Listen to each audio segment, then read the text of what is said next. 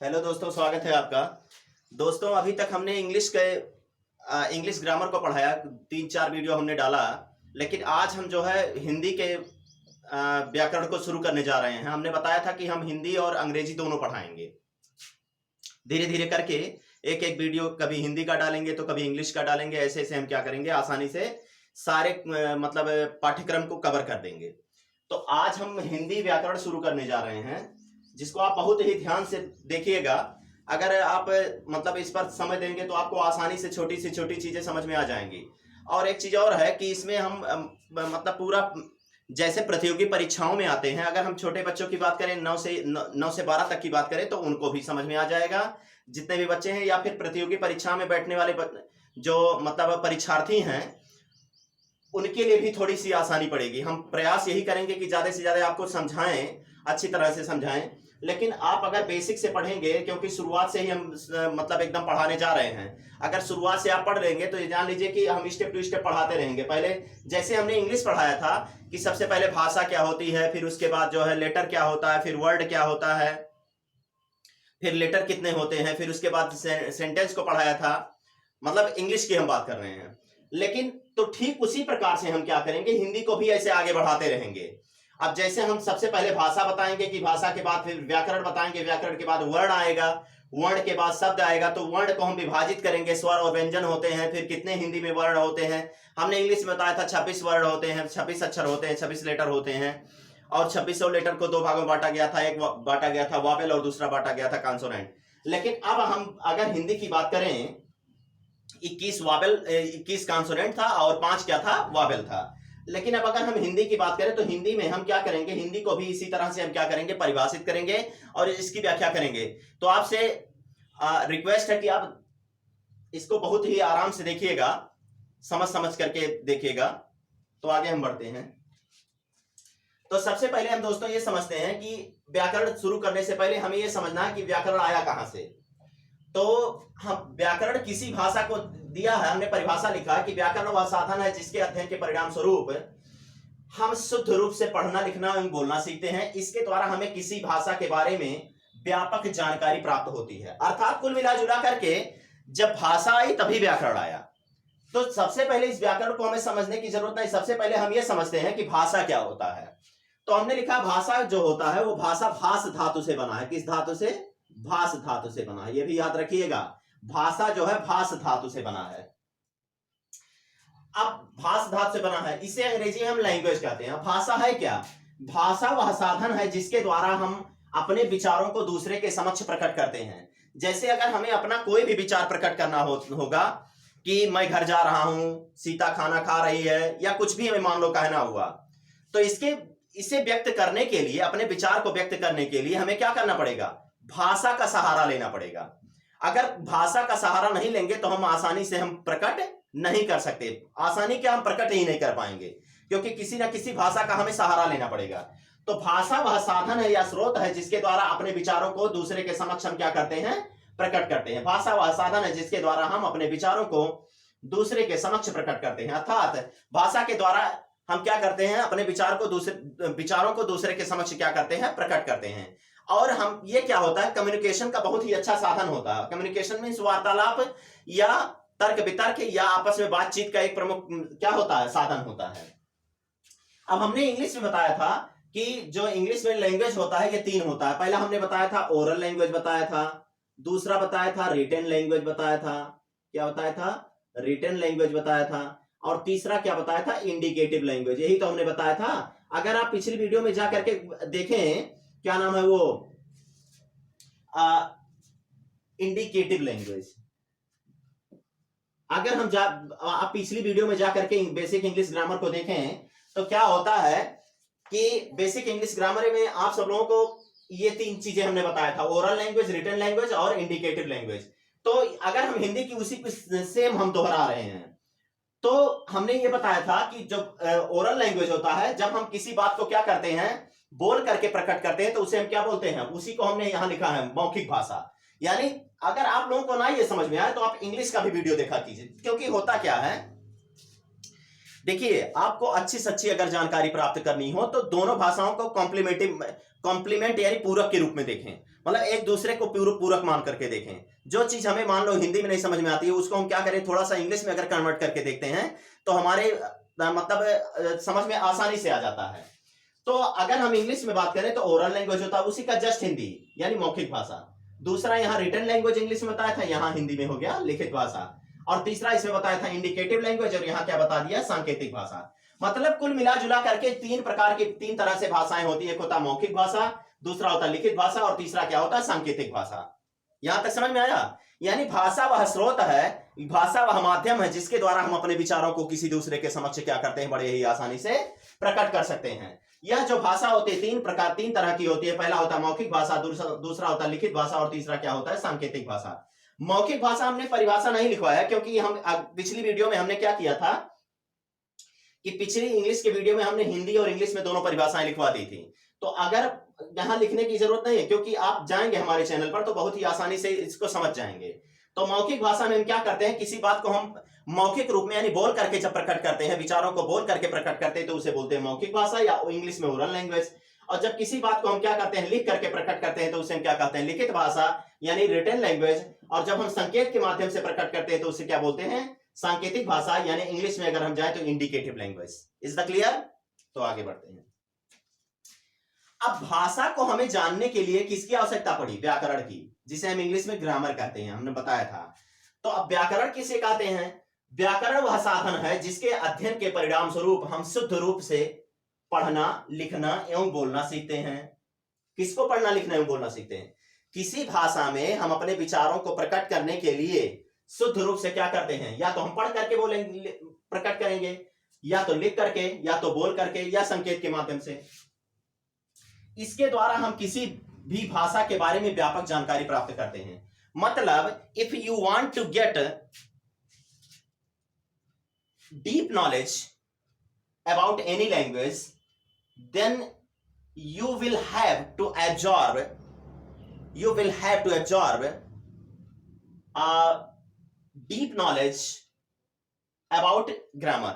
यानी अगर मान लीजिए आपको किसी भी भाषा के बारे में जानकारी प्राप्त करनी हो तो आपको सबसे पहले गहरा अध्ययन करना पड़ेगा, गहरा ज्ञान प्राप्त करना पड़ेगा। किसके बारे में, व्याकरण के बारे में। क्योंकि व्याकरण जब हम अच्छी तरह से पढ़ेंगे तो क्या होता है, हमारे समझ में आसानी से आ जाता है।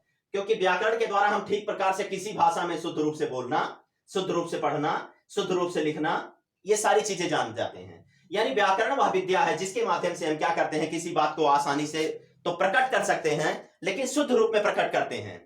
यानी किसी भी भाषा के बारे में अच्छी से अच्छी जानकारी प्राप्त करने, यानी शुद्ध रूप से जानकारी प्राप्त करने के लिए, चाहे वो पढ़ना हो, चाहे लिखना हो, चाहे बोलना हो, इसको हम क्या करते हैं, बहुत ही आसानी से समझ जाते हैं, और लेकिन शुद्ध जानकारी प्राप्त होती है।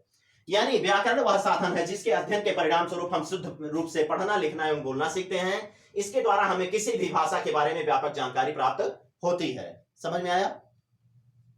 यानी भाषा किसे कहते हैं? भाषा वह साधन है जिसके माध्यम से हम क्या करते हैं, अपने विचारों को बड़े ही आसानी से प्रकट करते हैं। यह भाषा तीन होती है, एक होता मौखिक भाषा, दूसरा होता लिखित भाषा, और तीसरा क्या होता है, सांकेतिक भाषा। जब हम अपने विचारों को मौखिक रूप में यानी बोल करके प्रकट करते हैं तो उसे बोलते हैं मौखिक भाषा, और जब हम अपने विचारों को लिख करके प्रकट करते हैं तो उसे बोलते हैं लिखित भाषा, और जब संकेत के माध्यम से प्रकट करते हैं तो उसे क्या बोलते हैं, सांकेतिक भाषा। लेकिन अभी भाषा के बारे में जानकारी प्राप्त करने के लिए हमें किसका सहारा लेना पड़ता है, व्याकरण का। क्योंकि व्याकरण वह साधन है जिसके अध्ययन के परिणाम स्वरूप हम शुद्ध रूप से पढ़ना, लिखना एवं बोलना सीखते हैं। इसके द्वारा हम किसी भी भाषा के बारे में व्यापक जानकारी प्राप्त करते हैं। यानी किसी भी भाषा में अगर हमें व्यापक जानकारी प्राप्त करना हो कि हम ठीक तरह से किसी भाषा में हम क्या, उर्दू भाषा में, संस्कृत में, या अंग्रेजी में, या हिंदी में अच्छी तरह से हम पढ़ना, लिखना एवं बोलना सीख जाएं, तो इसके लिए हमें किसका सहारा लेना पड़ेगा, व्याकरण का। तो आगे बढ़ते हैं। अब देखिए बेटा, हम अच्छे से क्या कर रहे हैं, धीरे धीरे हम क्या कर रहे हैं, एक एक चीज, छोटी छोटी चीजें हम बताते हुए चल रहे हैं। अगर आप छोटी से छोटी चीज जानते चलेंगे, स्टेप टू स्टेप, सीढ़ी टू सीढ़ी अगर हम जानते चलेंगे तो हमें बहुत ही आसानी से सारी चीजें हमारी क्लियर होती चली जाएंगी। सबसे पहले भाषा बताए, भाषा के बाद व्याकरण बताए। अब हम आते हैं वर्णमाला किसे कहते हैं। तो वर्णमाला यानी अक्षरों के व्यवस्थित समूह को हम क्या कहते हैं, वर्णमाला, जिसे अंग्रेजी में क्या कहते हैं, अल्फाबेट। याद रखिएगा, अल्फाबेट। लेकिन इस वर्णमाला को समझने के लिए हमें सबसे पहले ये समझना होगा, इसे तोड़ करके समझते हैं। वर्ण, तो वर्ण किसे कहते हैं? तो वर्ण की परिभाषा हमने यहां लिखा कि भाषा की सबसे छोटी इकाई ध्वनि है, इसी ध्वनि को हम वर्ण या अक्षर कहते हैं। सबसे छोटी इकाई, मान लो हमें किसी भी भाषा के बारे में जानकारी अगर प्राप्त करनी हो तो सबसे पहले हम क्या पढ़ेंगे? वर्ण ही पढ़ेंगे। क्या पढ़ेंगे? वर्ण या अक्षर ही पढ़ेंगे, क्योंकि सबसे पहले सबसे छोटी इकाई यही होती है, वर्ण या अक्षर होती है। तो भाषा की सबसे छोटी इकाई को आर, ये smallest unit of any language is called letter. इसे इंग्लिश में लेटर कहते हैं वर्ण को। यानी किसी भी भाषा की सबसे छोटी इकाई को हम क्या कहते हैं? वर्ण या अक्षर या ध्वनि कहते हैं। तो प्रश्न ये उठता है, कभी कभी क्या होता था, क्या हुआ है पिछले कई बार जो है, आप जानते हैं कि मतलब उत्तर प्रदेश में क्या किया जाता है कि उत्तर प्रदेश में यूपी बीएड एंट्रेंस एग्जाम आयोजित किया जाता है, हर साल आयोजित किया जाता है।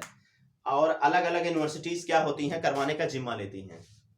जैसे कभी फैजाबाद यूनिवर्सिटीज करवाता है, तो कभी गोरखपुर यूनिवर्सिटीज करवाता है, तो कभी लखनऊ यूनिवर्सिटी, कभी फैजाबाद यूनिवर्सिटी कराता है, कभी गोरखपुर यूनिवर्सिटी कराएगा, तो कभी लखनऊ यूनिवर्सिटी, कभी आगरा।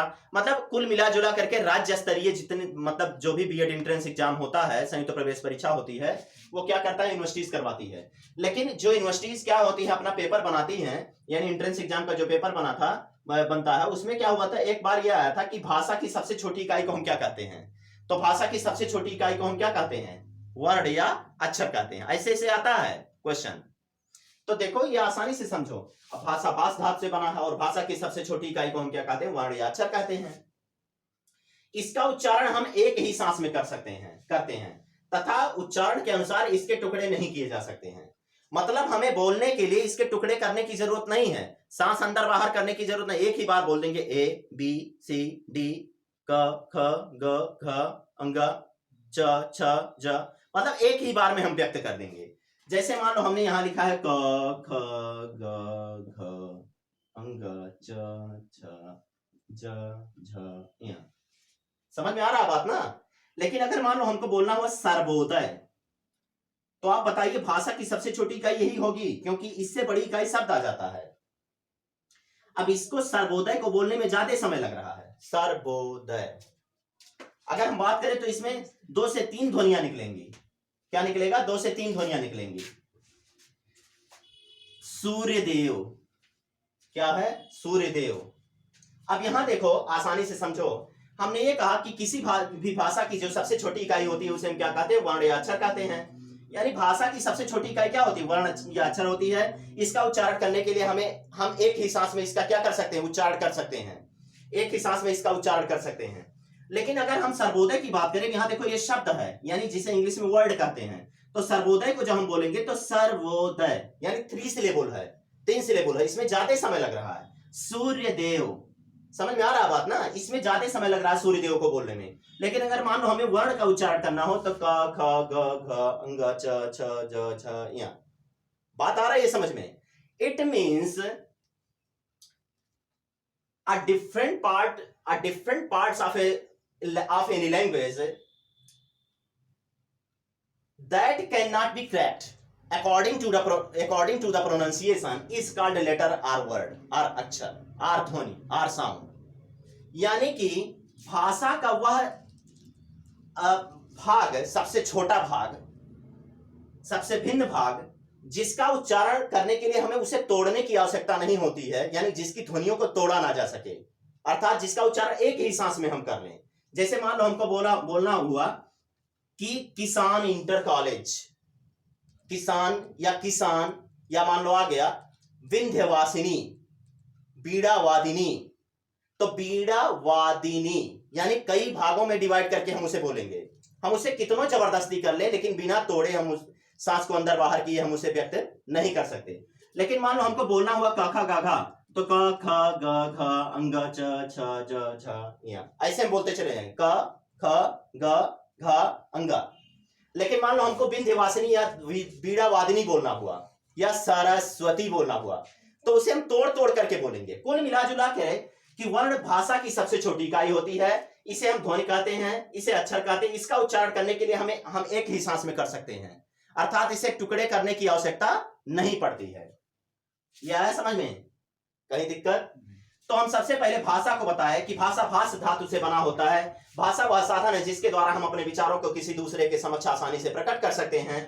यह भाषा तीन प्रकार की होती है, तीन तरह से बनती है। पहला होता है मौखिक भाषा यानी ओरल लैंग्वेज, दूसरा होता है लिखित भाषा यानी रिटन लैंग्वेज, और तीसरा होता है इंडिकेटिव लैंग्वेज यानी सांकेतिक भाषा। पहला होता है ओरल लैंग्वेज यानी मौखिक भाषा, दूसरा होता है रिटन लैंग्वेज यानी लिखित भाषा, और तीसरा होता है इंडिकेटिव लैंग्वेज यानी सांकेतिक भाषा। जब हम क्या करते हैं, हम किसी बात को बोल करके प्रकट करते हैं तो उसे बोलते हैं मौखिक भाषा। जब किसी बात को हम लिख करके प्रकट करते हैं तो उसे बोलते हैं लिखित भाषा। और जब हम किसी बात को संकेत के माध्यम से प्रकट करते हैं, जैसे मुझे पानी चाहिए, मुझे वो गिलास चाहिए, मेरा यह पेन मेरा है, हम संकेत कर रहे हैं ना, तो उसे हम क्या कहते हैं, सांकेतिक भाषा। लेकिन इस भाषा के बारे में शुद्ध रूप से जानकारी प्राप्त करने के लिए हमें किसका सहारा लेना पड़ता है, ग्रामर यानी व्याकरण का। तो व्याकरण वह साधन है जिसके अध्ययन के परिणाम स्वरूप हम ठीक प्रकार से पढ़ना लिखना एवं बोलना सीख जाते हैं। व्याकरण वह विद्या है जिसके माध्यम से हम शुद्ध रूप से पढ़ना लिखना एवं बोलना सीख जाते हैं। और इस व्याकरण में यानी कि भाषा की जो सबसे छोटी इकाई होती है, इसे हम क्या कहते हैं, वर्ण कहते हैं। क्योंकि भाषा के बारे में जानकारी प्राप्त करने के लिए जब हम स्टेप टू स्टेप चलते हैं तो व्याकरण में पहली टॉपिक क्या पढ़ेंगे, वर्ण पढ़ेंगे, तब आता है वर्णमाला। समझ में आ रहा है ना। जैसे मान लो फल पहले खाएंगे कि पहले बीज बोएंगे, पौधा लगाएंगे तब मिलेगा हमें फल। पहले बीज बोएंगे ना या पौधा लगाएंगे तभी तो हमें फल प्राप्त होगा। जैसे मान लो इस समय आम का सीजन चल रहा है, इस लॉकडाउन में चल रहा है, तो हम क्या करते हैं कि आम डायरेक्ट आम फरने लगता है, नहीं, सीढ़ी टू सीढ़ी चलता है। समझ में आ रहा बात ना। तो जब भाषा की सबसे छोटी इकाई होती है, इसे वर्ण या अक्षर कहते हैं, इसे हम ध्वनि भी कहते हैं। अब प्रश्न ये आता है बीएड एंट्रेंस एग्जाम में, पिछली बार में, अभी पिछले कुछ सालों में आया, हमने देखा था, कई किताबों में देखा है, यही क्वेश्चन आया था कि भाषा की सबसे छोटी इकाई होती है। तो उसमें दिया था वर्ण, वाक्य, उपवाक्य, इनमें से कोई नहीं। इस तरह के प्रश्न आए हैं। तो भाषा की सबसे छोटी इकाई क्या होती है, वर्ण या अक्षर होती है। और इसका उच्चारण हम बड़े ही आसानी से एक ही सांस में कर सकते हैं, जबकि इसके अतिरिक्त और किसी भी इकाई का हम आसानी से उच्चारण नहीं कर सकते हैं। यहां तक समझ में आया आपके, कहीं दिक्कत? आगे बढ़ते हैं। नोट कर लिया। तो आगे देखते हैं हम कि अब वर्णमाला की हम बात करते हैं, क्योंकि हमने सबसे पहले वर्णमाला पढ़ाना शुरू किया था। लेकिन वर्णमाला को बताने से पहले हमने ये कहा कि वर्णमाला तब हमारे समझ में आएगा जब हम वर्ण को समझेंगे। तो माला मीन्स क्या होता है, माला मीन्स रिंग, घेरा, यानी एक क्रम। तो इसे वर्णमाला को अंग्रेजी में हम अल्फाबेट कहते हैं। क्या कहते हैं, अल्फाबेट। जब आप छोटी छोटी, देखो अगर आपको अच्छे से जानकारी प्राप्त करना है तो आप छोटी छोटी किताबों को पढ़ करके तब ज्ञान कीजिए। अब आज के समय में बहुत सारी किताबें आ गई हैं। अब एनसीईआरटी की जो बुक चल रही है इस टाइम, जो एनसीईआरटी की बुक चल रही है, देखते होंगे कि हमारे जो वर्तमान मुख्यमंत्री हैं योगी आदित्यनाथ और जो प्रधानमंत्री नरेंद्र मोदी हैं, इन्होंने क्या किया है, इनके जो मंत्री गण है या अन्य लोग हैं, जैसे मानव संसाधन विकास मंत्री जो हैं, उन्हीं का काम होता है ये सारी चीजों में, शिक्षा से संबंधित चीजों में बदलाव करना। तो उन्होंने क्या किया है कि पूरे भारत में क्या कर दिया है, एनसीईआरटी की बुक चला दिया है। अगर आपको अच्छी से अच्छी जानकारी प्राप्त करनी हो, अब आता है जीके में तमाम सारी किताबें आती हैं, लेकिन वास्तव में अगर हमें जीके के बारे में अच्छी जानकारी प्राप्त करनी है, छोटी छोटी चीजों के बारे में जानकारी प्राप्त करनी है, सिविल लेवल की हम बात कर रहे हैं, तो आप एनसीईआरटी की किताबों को पढ़िए, एनसीईआरटी की किताबें पढ़िए।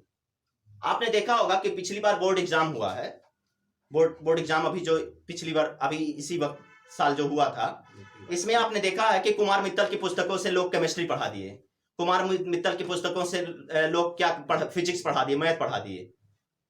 हो सकता है और भी कोई राइटर हो, लेकिन क्या किया कि लोगों ने ये देखा, हमने विभिन्न कोचिंग संस्थाओं में हमने ये देखा कि लोग क्या करते हैं कि वही रटी रटाई चीज क्या करते हैं, कुमार मित्तल उनके लिए आसान पड़ता है, वही चीज बार बार देखे वो रट उठता है। अब एनसीईआरटी की पुस्तकों को उन्होंने नहीं पढ़ाया। परिणाम क्या आया कि हमने देखा कि फिजिक्स का पेपर आया था, तो फिजिक्स के पेपर में हमने ये देखा, बच्चे बता रहे थे, मुझे तो फिजिक्स की जानकारी नहीं है, लेकिन बच्चों के अकॉर्डिंग मैं बता रहा हूं, बच्चों ने बताया कि सर जी जितना कुमार मित्तल से पढ़ाया गया था या अन्य पुस्तकों से पढ़ाया गया था, उसमें से एक क्वेश्चन नहीं आया, बल्कि सब एनसीईआरटी की पुस्तकों को बताया, पुस्तकों से सारी प्रश्न आए। तो हम यही सुझाव देना चाहते हैं कि अगर और भी अच्छी जानकारी प्राप्त करनी हो तो आप एनसीईआरटी की पुस्तकें पढ़िए, यानी छोटी छोटी पुस्तकें पढ़िए। आप देखते होंगे कि ज्यादातर जो क्वेश्चंस आते हैं वो 6 to 12 तक के आते हैं कंपटीशन में, और 6 to 12 से लेकर के जितने भी मतलब किताबें एनसीईआरटी की चल रही हैं, जो प्राइमरी आर्मी में चलती हैं, हमारे जो प्राथमिक स्कूलों में चलती है, बहुत अच्छी पुस्तकें चलती हैं। लेकिन यहाँ क्या है, सिस्टम यह है कि दुनिया थोड़ा ढकोसले पर चलती है, दिखावे पर, बढ़िया ये नहीं देखेगा कि मतलब उसमें पुस्तकों में है क्या। आप प्राइवेट जो पुस्तकें ले रहे हैं उन प्राइवेट पुस्तकों से भी अच्छी ये एनसीईआरटी की बुकें हैं जो किताब प्राइमरी स्कूलों में चल रही हैं। तो अगर आप एनसीईआरटी की पुस्तकें पढ़ते हैं तो ये चीजें अच्छे से क्लियर हो जाएंगी। तो हम खैर वो पढ़ने पढ़ाने की बात अलग है, हम यहाँ पढ़ाने जा रहे हैं वर्णमाला, लेकिन हम तो थोड़ा सा अपने विचारों को हमने प्रकट किया, बाकी आपकी इच्छा आप जो चाहे वो कर सकते हैं। तो वर्णों के व्यवस्थित समूह को हम क्या कहते हैं? वर्णमाला कहते हैं। यानी व्यवस्थित समूह यानी क्रम को, सुव्यवस्थित क्रम को हम क्या कहते हैं? वर्णमाला कहते हैं। जैसे आपने देखा होगा कि दिया रहता है A B C D E F G, ऐसे दिया रहता है ना, एच, फिर आई जे के एल एम एन ओ, फिर पी, फिर उसके बाद Q R S T U V W X Y और जेड, ऐसे दिया रहता है ना। मतलब यही जो क्रम है, अगर इस क्रम को हम ए के बजाय डायरेक्ट ए के बाद हम जी को ले आए तो क्रम शुद्ध नहीं माना जाएगा। यानी इसी के व्यवस्थित क्रम को A B C D E F G H I J K, क्या बी सी डी एफ के बाद जी के बजाय कोई दूसरा हम ला सकते हैं? नहीं, क्योंकि ये भाषा का एक क्रम बनाया गया है और इसी भाषा के इसी क्रम को यानी इसी श्रृंखला को जो सुव्यवस्थित रूप है, इसी को हम क्या कहते हैं? वर्णमाला। अब हिंदी में अगर हम बात करें तो अ आ इ ई उ ऊ री ए ऐ ओ औ अंग आह, फिर उसके बाद क ख ग घ अंग, च छ ज झ ञ, ट ठ ड ढ ण, त थ द ध न, फिर उसके बाद प फ ब भ म, य र ल व श ख स ह, छात्र ज्ञ। बात आ रहा है समझ में? यानी इन्हीं वर्णों के व्यवस्थित समूह को ही हम, अब मान लो हमें यहाँ छोटा आया है या अ आया है, अ के बाद डायरेक्ट हम उ को ला सकते हैं? नहीं। अरे भाई मान लीजिए आपको आईएएस का पेपर देना है। किसका पेपर देना है? आईएएस यानी इंडियन एडमिनिस्ट्रेटिव सर्विस, समझ में आया ना? भारतीय प्रशासनिक सेवा जिसे बोलते हैं। तो क्या हम आईएएस में बैठने के लिए हम डायरेक्ट आईएएस में पहुंच जाएंगे, आईएएस की परीक्षा देने लगेंगे? नहीं, क्योंकि आईएएस का एग्जाम देने के लिए कम से कम स्नातक होना बहुत जरूरी है। स्नातक होना यानी ग्रेजुएशन का कंप्लीट होना बहुत जरूरी है। तो हम ग्रेजुएशन को कैसे कंप्लीट करेंगे? सबसे पहले 1 पढ़ेंगे, 2 पढ़ेंगे, 3 पढ़ेंगे, 4 5 6 7 8 9 10 11 12, फिर ग्रेजुएशन यानी BA first year, second year, third year. इतना क्रॉस करने के बाद तब हम इसका फॉर्म भरने लायक होंगे। यानी क्रम चलता है, क्रम। ये नहीं कि 1 पढ़े तो 1 के बाद सीधा 10 में पहुंच जाएंगे, ऐसा थोड़ी है। तो यानी यही, अगर हम, मैंने केवल एक एग्जाम्पल दिया है, तो क्या हम छोटा आ के बाद यानी अ के बाद डायरेक्ट री को ला सकते हैं? नहीं, क्योंकि छोटा आ यानी अ के बाद आ आएगा, ई आएगा, उ आएगा।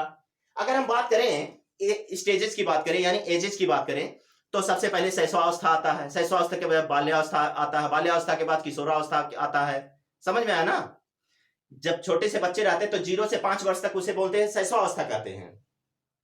उसके बाद 6 से 12 वर्ष तक हम क्या कहते हैं? बाल्यावस्था कहते हैं। और 12 से 18 वर्ष तक क्या कहते हैं? किशोरावस्था कहते हैं, जैसे टीन एज जिसे बोलते हैं, यानी बड़े संघर्ष एवं तनाव की अवस्था। तो यानी अगर हम बात करें तो हर चीज का एक सुव्यवस्थित रूप है, क्रम है। जैसे हम जो बढ़ते हैं, हमारी जो आयु है, मनुष्य का जो जीवन है, ऐसे क्रम में विभाजित है। 0 से 5 वर्ष तक शैशवावस्था, खेलने कूदने की अवस्थाएं या और सारी प्रक्रियाएं करने की, कार्य करने की। 6 से 12 वर्ष तक बाल्यावस्था, यानी जिसमें बच्चे गैंग बनाकर घूमते हैं। 12 से 18 वर्ष तक किशोरावस्था चलता है, जिसमें बच्चे के सोचने एवं समझने की क्षमता क्या होती है? क्षीण हो जाती है, उसे कुछ समझ में नहीं आता है, उसके तो जो मन में आएगा वही करेगा, उसे उचित गाइडेंस मिलना बहुत जरूरी होता है। लेकिन यहाँ हम साइकोलॉजी की बात नहीं कर रहे हैं, हम बात कर रहे हैं क्रम की बात कर रहे हैं।